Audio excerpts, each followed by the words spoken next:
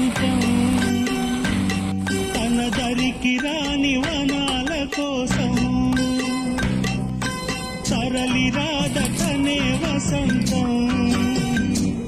తన దరికి రాని వనాల కోసం గగనాల దాకా వలసాగకుంటే మేఘాల రాగం ఇలా చేరుకోదా తరలి రాదటనే వసంతం తన దరికి రా